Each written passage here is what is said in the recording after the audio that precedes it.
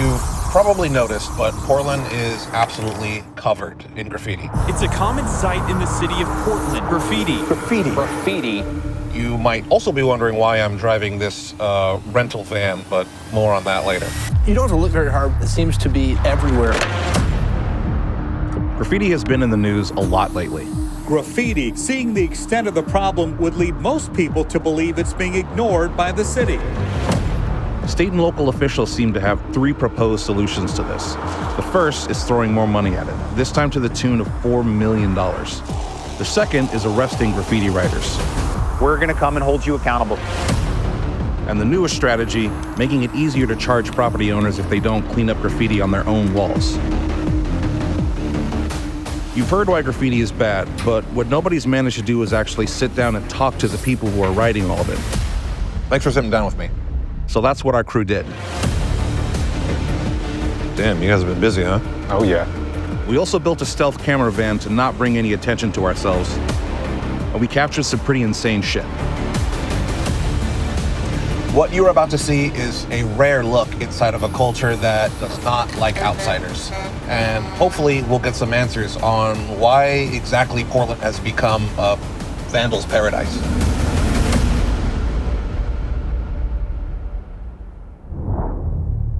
Graffiti in Portland is a very complex problem, and local news has been trying to figure out what's happening.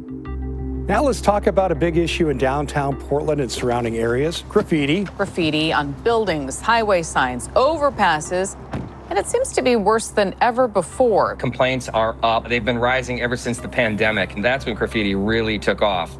Walking down this section of Southeast Powell Boulevard, it's easy to see just how out of hand things have gotten. So who dropped the ball? The news thinks it's ODOT. Chances are you've seen more graffiti along Portland highways. That's because the Oregon Department of Transportation ran out of money back in July to clean up graffiti on Portland roadways. While government gets its shit together, some Portlanders have decided to fix it themselves. Right now we're headed to meet a local graffiti cleanup vigilante of sorts, who, to put it simply, hates graffiti. So I'm gonna join on one of his weekly missions to thwart graffiti artists in Portland. I've lived here all my life, 84 years, all my life here in Portland. Well, we're gonna head up the street up here. We're just gonna watch for it. As I see it, we'll try to pull over and see if we got some parking. So what is it about graffiti that upsets you so much? Well, it just ruins everything. They destroy properties, they destroy the look of a business. It just looks terrible. So have you heard of the term buffing before? No. It's a term actually that graffiti artists use to describe basically what you do, painting over, buffing over their work. Why do you think buffing is the solution to graffiti, to just covering it up? You got to get rid of it totally. So how long have you been just going around covering up graffiti? Well, I've been doing this for about 4 years now. It just exploded here after the pandemic hit. All right. Done and off to the next, huh? Yeah. It's reached a point where it's just everywhere. It's horrible. So we've already seen Michael hit probably about 5 spots so far. He seems very dedicated. We've kind of just stopped off on the side of the road, thrown up our emergency lights, and he paints over whatever, mailboxes, walls, private property. I mean, we've actually been having a hard time getting a moment to talk to him, because as soon as he's done with one piece, he's back in the car looking for the next spot to cover up. I'm assuming you got a lot of different colors back there, maybe, to try to match whatever you're painting? I've got about 6, 7 colors in the car. All right, can I see the paint that you brought with you? Yeah, there you go, right there. It's got green, blue, 3 kinds of gray, black, white. How much money do you think you spend on paint? Anywhere from $50 to $85 a month on paint. I can take 50 cans of paint and try to match it the best I can, but I just want to get rid of it. So, I mean, with as much time as you spend doing this, I mean, do you get a rush? No, I just hate graffiti. Okay. I think it's ruining this city, and I at least we're getting their attention a little bit now, where they want to try to do something. I wrote a letter back in 2021 to the mayor, got no action. There seems to be no response from the politicians about what to do about this problem. So that lack of a city response, is that kind of why you felt like the responsibility lands on you? Well, yeah, I don't understand why they don't respond to it. They're going the wrong way. You know, we've got not only the graffiti problem, but you've got the drug problem. It's just one of the other problems that never gets solved. I mean, do you see yourself just continuing to do this as long as you can? Yeah, I want to do everything I can to stop it. So there doesn't seem to be anything that can dissuade you from... No, not me. No, not me. No. But what is one man and a small box of spray paint really up against in Portland? I was about to find out. Today is a very exciting day. After almost 4 months of back-channeling local sources and a ton of off-the-record meetings, I've finally found a Portland graffiti writer willing to talk to me on camera. Right now, I'm headed to an undisclosed rally point, and from there, he's gonna take me back to his secret stash for an interview.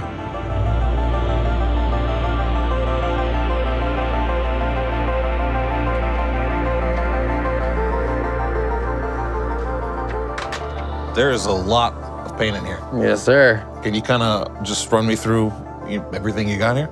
Basically, we stockpile this shit. We try to color coordinate it. So I got some browns over here. Got some white. Look at that. And this is probably, I mean, if I had to guess, 3,000 cans of paint in this whole easy. area? How much money worth of paint am I looking at here? Just for the fancy shit, man, 8 to 10 grand for everything in here. There's probably twice as much Rust-Oleum in this room. Wow. Yeah, so basically anything that you could possibly need for a mission. We got bags, ladders. Over here we have paint rollers, paint gloves, every tip you could ever imagine. Hand warmers if it's cold out. Got some stickers, paint sprayer, bug spray, hand soap, headlamp. I mean, I can't imagine there's much you can't find in here. Anything you need, man. You know, this is a collective of artists, and this is pretty much every graffiti writer's fantasy. All right, to start, what do you write? I write Geimer. How did you come up with that name? It's more of an acronym than it is a name. Each letter stands for something to me. Graffiti is me escaping reality, and that's really what it is. It's like a superhero role. You know, you're putting on a cape and you're going to do something that you believe is right. My alter ego was created right then and there. How long have you been writing in Portland? Over 20 years. Chances are if you live in Portland, you've heard about me. And that's not an ego. It's just, you know, you put your heart into something and people are gonna shake hands with you at some point. We're right here in Portland, Oregon. Burnside Skate Park's over here. Union Pacific Train Yard. Convention Center Towers over here. I've always just gone out to do one good spot. I'm not necessarily a bomber. I'm more like a spot connoisseur. Something like this, I'm gonna have to think about it. I'll take a photograph, actually. But yeah, I mean, look, there's dead traffic behind me. They have no choice but to look at this right now. And then there's another bridge up top. They can see it as well. So, I mean, picking a spot that you can see from multiple different places, that's ideal for a graffiti writer. That's the first step, right there. Is graffiti your outlet? What does it do for you personally? Yeah, it's an outlet. That's where I put all of my pain, my happiness, my free time. I'll sacrifice a whole night of sleep to go create one thing that I put out into the public that people may or may not like. And then I go about my life. That's what I use it for. It isn't just for me. I want everyone to see it, whether they like it or not. City officials, police officers, kids on the school bus, everybody. And regardless if they want to, they're gonna have to. And if they wanna clean it up, that's fine. It doesn't hurt my feelings. I'm not doing it to be up forever. I'm doing it for the time being. And it makes me feel good, you know? It's good for my soul. In your mind, is what you do art or vandalism? Vandalism with an artistic spin. I'm not gonna sugarcoat it and say that it's not illegal. There is a law that says changing the color of a wall that does not belong to you, that holds a penalty. If it's over $1,000 in damage, that gives you a felony, right? That'll affect your ability to get a job for the rest of your life. And the only thing is hurting or the people who disagree with it, it's hurting their eyes.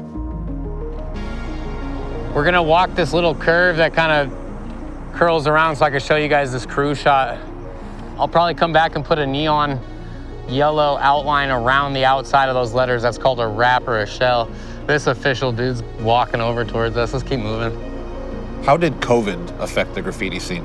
Fuck, man. COVID brought everybody back into the game. Everyone thought the world was over, you know? People were going through some personal problems during COVID. You could see it, because people who had never done graffiti started jumping in. You know, you could tell, who is this guy? It made Portland a hot spot. It made Seattle a hot spot. It made Los Angeles, all these places that had finally figured out the graffiti problem, it all came back. COVID made graffiti more popular.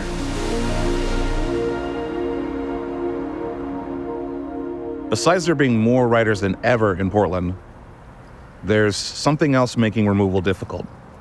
Have you ever been walking around the city and you stopped and looked up and saw a piece of graffiti that made you wonder, how the fuck did that get up there? Well, it's a trend that has origins in Brazil, but got big in Europe, where writers rappel down seemingly impossible spots. Obviously, I needed to see how this was done, so I started making some calls. However, if our crew wanted to get any of this on camera, we needed to be sure that we were just as stealth as the writers. So we had an idea. We rented a van, paid for the extra insurance coverage, and defiled the shit out of it.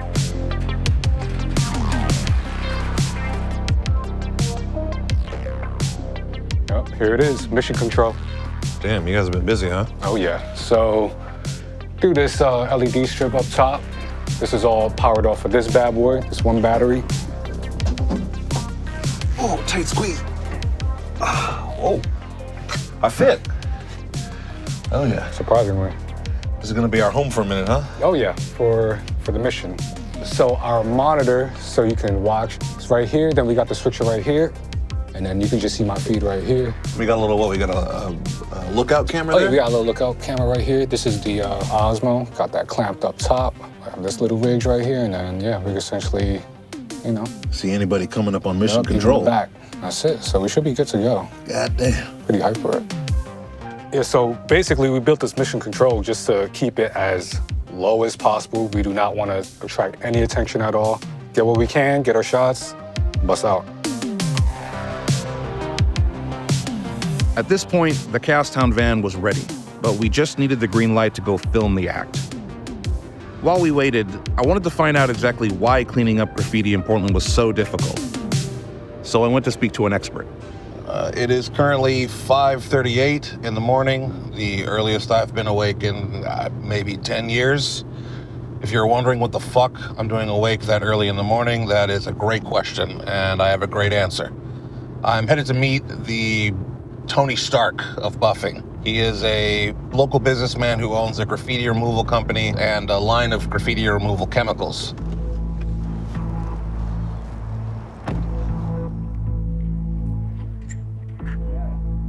How's it going? What's up, man? Jameson. How you doing? Nice to meet you.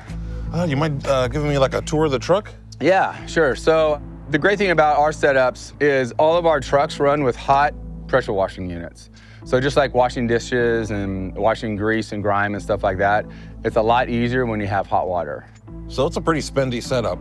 Oh, it's very spendy. Yeah, I mean, these units here, you're probably talking $9 grand. It's not a Home Depot model. So graffiti is a big business in some sense. Unfortunately, it's a big business. I mean, on the height of the summers, we have 25 employees here. So they're out there cleaning every day.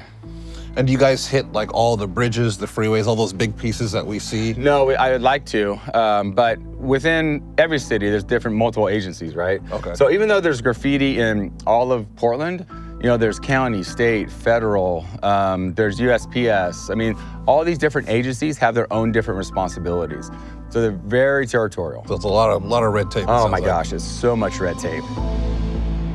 Okay, 28th and Hawthorne. Customer will call in, we'll create a work order, we'll put the address where the graffiti is at, and then we attach also pictures to make sure we know what the guys are cleaning. So we're gonna go out today and we'll get it done. So we just linked up with Paul Watts from Graffiti Removal Services. It is now 7 a.m. but we are now rolling off to the first spot to see how he removes the graffiti around Portland. So what are we hitting today? So we have, one of the contracts we have is a private contract is with Safeway. And under this maintenance contract, they'll clean any graffiti that they see out here, no matter how many times they get hit. So there's some right there. Don't really know what it says. Looks like a quick job. But it's not art. So here, there. This is actually really light. A light graffiti. A light graffiti, right. We take before and afters of everything because we have to prove to the property owner we actually took the tag off. And we measure everything. So we can tell you how many square feet we've removed in the city of Portland over how many years. Do you think that graffiti in Portland is as bad as it's ever been? It's as bad as it's ever been. You know, some of the times when we take down graffiti on a private property or a building, it'll be back up within hours. And would you say there's maybe the hundreds or thousands of square feet of graffiti in the city? I would probably say millions. Millions? Yeah. Voila. Voila. You know, the thing that's the most surprising to me is how quick the turnaround is for this cleanup. That these guys are out here cleaning up all this graffiti, and days, hours later, it's covered back up.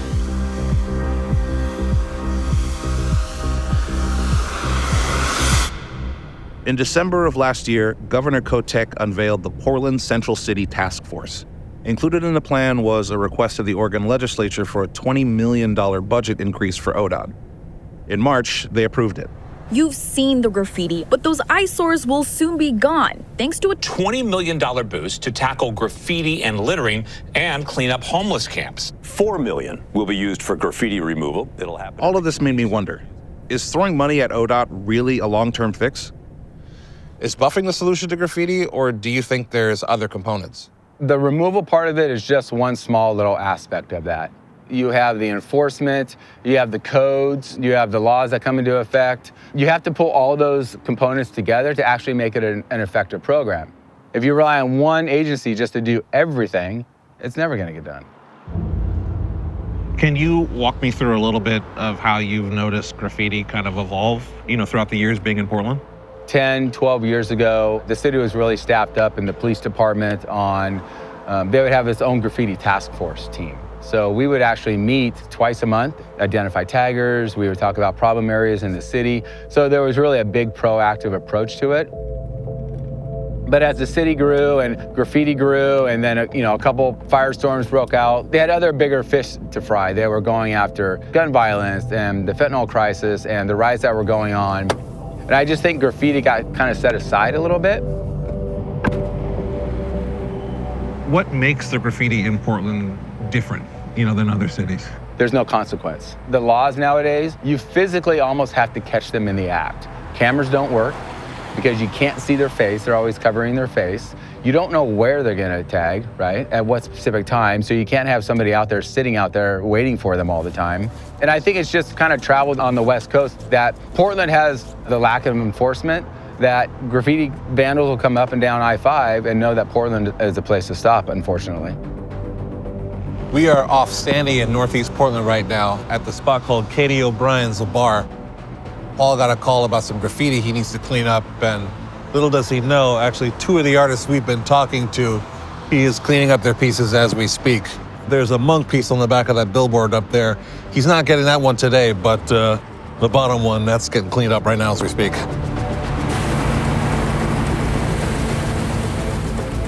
It's your job to clean up graffiti, obviously, but what are your personal feelings about it? Look, we don't have a personal vendetta against taggers or graffiti. That's not our business, that's not our model. People always ask me, do I get, frustrated because we think we're fighting an endless battle? It's not a battle to us. It's just our job, it's just what we do. I don't have a personal angst against any of them. That's just their culture, not my culture, but it's theirs. So I don't harbor any ill will. I just wish it wouldn't happen.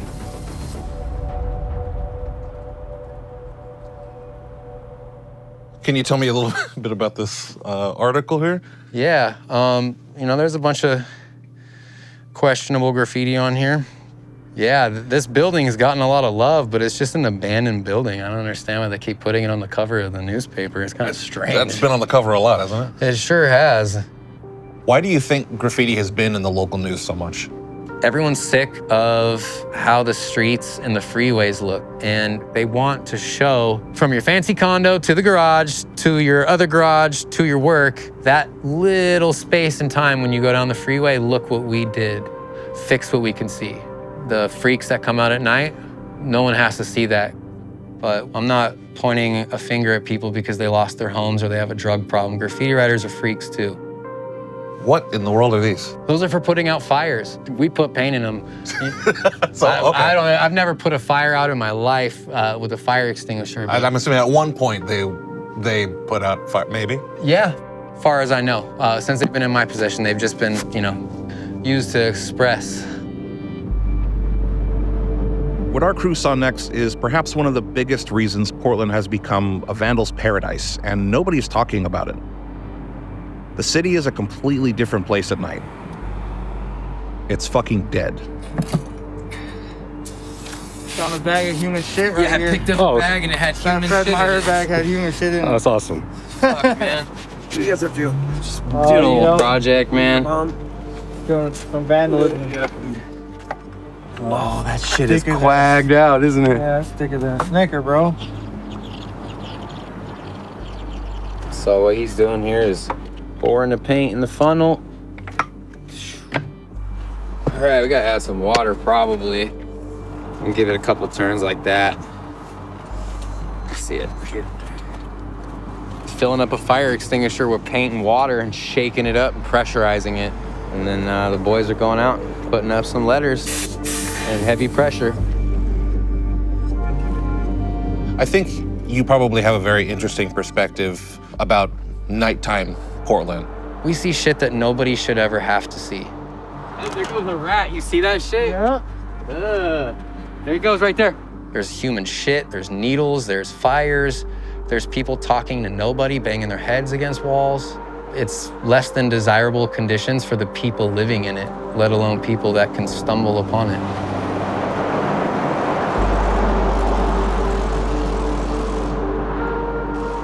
So for the media to point the finger at graffiti writers, calling us pieces of shit, saying that we're fucking the city up, they need to take a really good look at what's going on.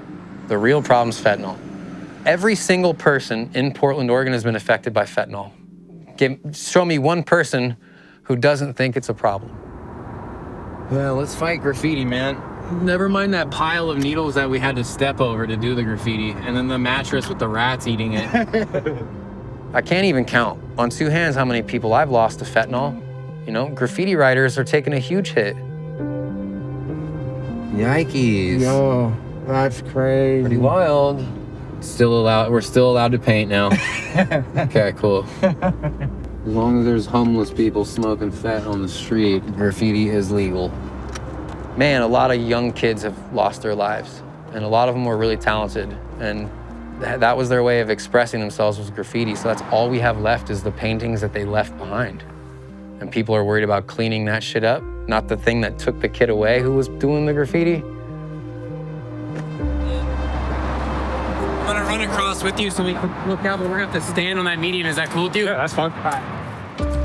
If you don't fix the people who have chemical dependencies, who are making the trash and the human filth, you're just cleaning something up so it can happen again. Do the same thing over and over again, expecting a different result, that's insanity. So what they're doing is they're publicly voicing how insane they are. Cleaning up trash, moving tents, painting over graffiti is a $20 million Band-Aid on the real problem, which is fentanyl. This city's so fucking corrupt and losing, or saying they're out of funds to buff our shit, but if they're not buffing our shit, then they're not helping the homeless. What the fuck are they doing? They ain't doing shit. There's a zoner. Oh, that's a zoner. Shit. That's a good spot right there, boy. Don't repel shit? That's a monk and a zoner. And then we finally got the call we've been waiting for. A chance to film a graffiti rappel with one of the youngest and most ambitious writers in Portland. He agreed to be interviewed under the condition that we electronically altered his voice. Thanks for sitting down with me. To start off, what do you write? I write Monk 6. And how did you come up with that name? There's a famous jazz pianist named Thelonious Monk. 6 is just a number that I like, so I added it onto the end, kind of distinguish myself in case there's other monks out there. How often do you get out and paint these days? Honestly, it varies. Sometimes if I have a lot of paint, I'll go out like most of the nights in a week. Is graffiti an addiction? I'd say I'm a little bit addicted, yeah. From what I can tell, graffiti is a little bit of a sport between writers, you know, kind of a competition. Do you see it at all that way? Definitely think it's a sport. Seeing other dudes get out there and kill it motivates me to get out there and kill it. Because there's a lot of writers in Portland, there's a lot of, I guess what you would say, competition. Is that kind of what drives you to seek out those super high, super dangerous spots? I just like putting my stuff up there. I think it looks better, like to anybody, whether they're a graffiti writer or a normal person.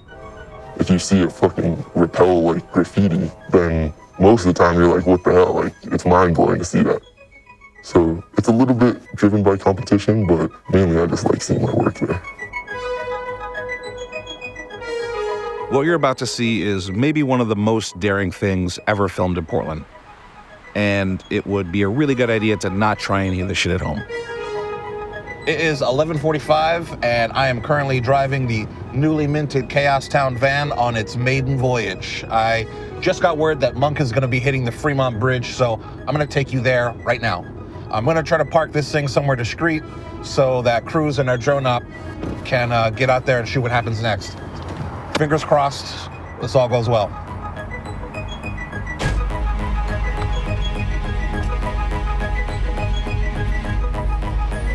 How long have you been writing in Portland? About 3 years now. I started in 2020 when there was a huge protest movement here in Portland. That's what originally got me interested in it.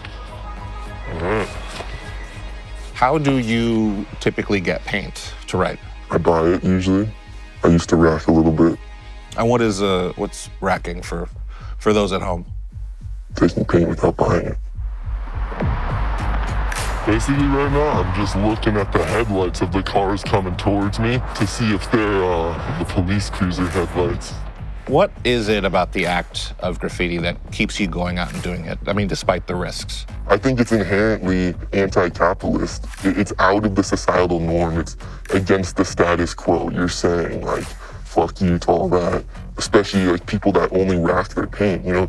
You're not paying for the supplies that you use. You don't get anything from painting, you know? It's just for you. Well, would you look at that? It seems like a form of protest. I think when it comes down to it, at least for me, even if I'm not literally writing political slogans on something, I think just the act of doing graffiti and putting art somewhere out in the public illegally, I think that's political. All right, hopefully nobody thinks I'm fucking committing suicide. You already get down there, I shift to right there. So we found a quiet spot to park the van. I just hopped in the back.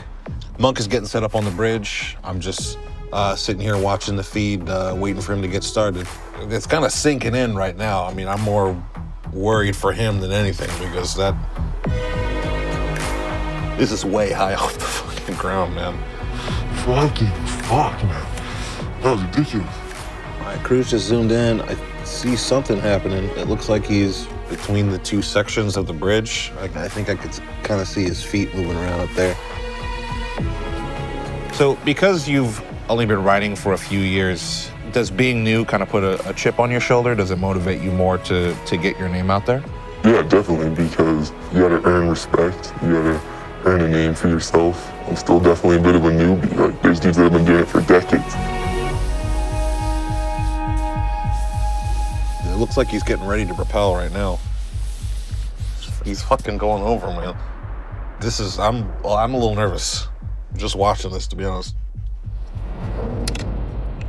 Good, all right. Yeah, let's fucking do this shit.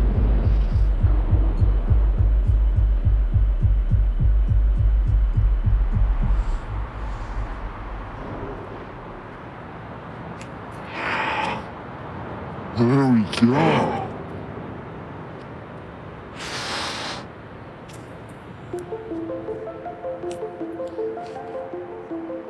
I first discovered rappelling because there's a writer here in Portland who writes Glore. He was the first one that I had ever seen do rappels. And then I just went to a rock gym one time when I was on a trip in another part of the country. And I went up to the owner of the gym and I was like, how much do I gotta pay you to teach me how to rappel? And he was like, $90. So I paid him $90 to tell me how to rappel, told me all the gear I needed. And then, like in the months after that, I acquired all the gear. Damn, he's rappelling like low. And he's looking down and he's just hanging out. I mean, I would be shitting myself up there on that rope.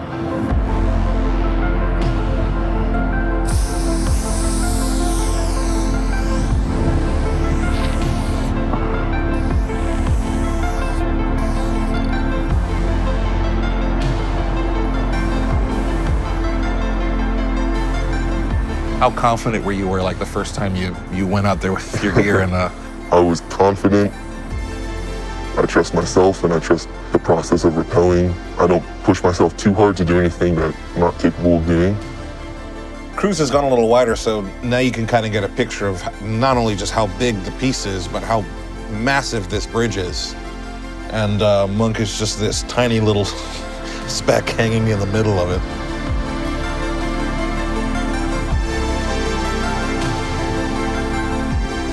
You know, a lot of the messaging we get from people as far as graffiti goes, you know, it's messing up the city. I mean, how do you feel about that?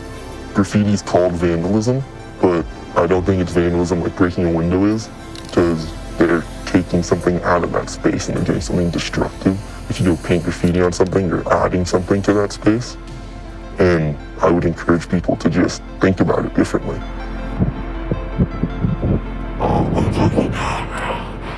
So a car just drove by, the camera kind of shook for a second and got off Monk. It's not a cop, but my heart kind of jumped for a second.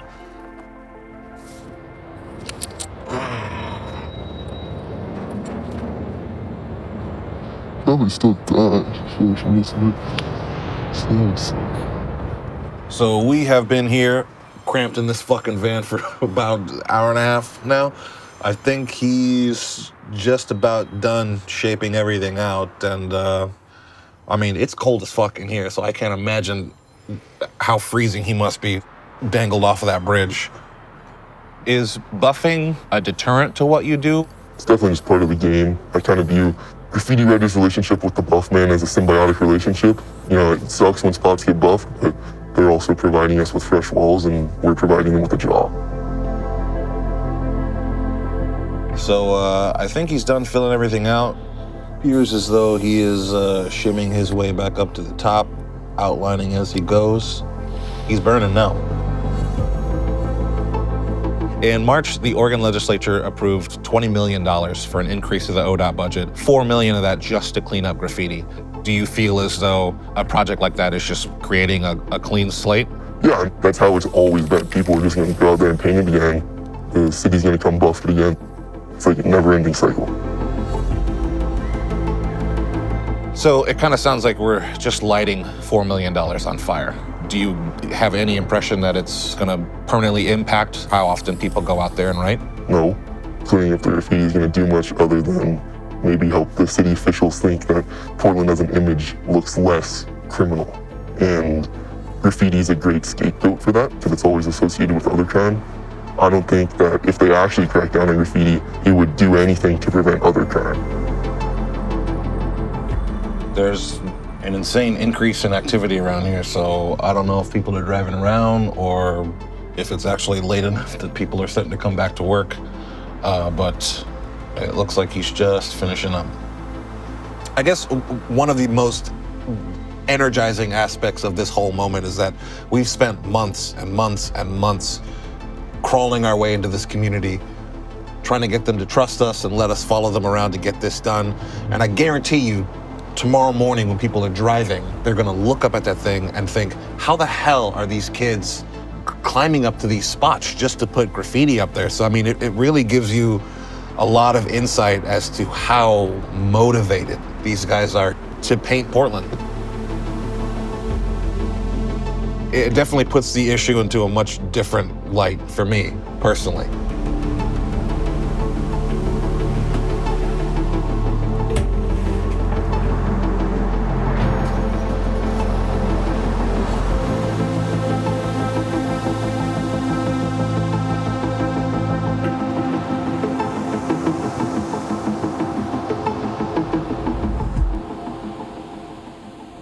On April 17th, Governor Kotek signed the bill, and ODOT contractors started buffing the very next day.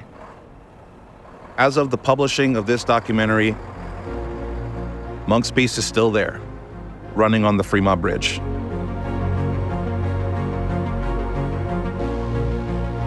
See you all in season 2. Thanks for watching.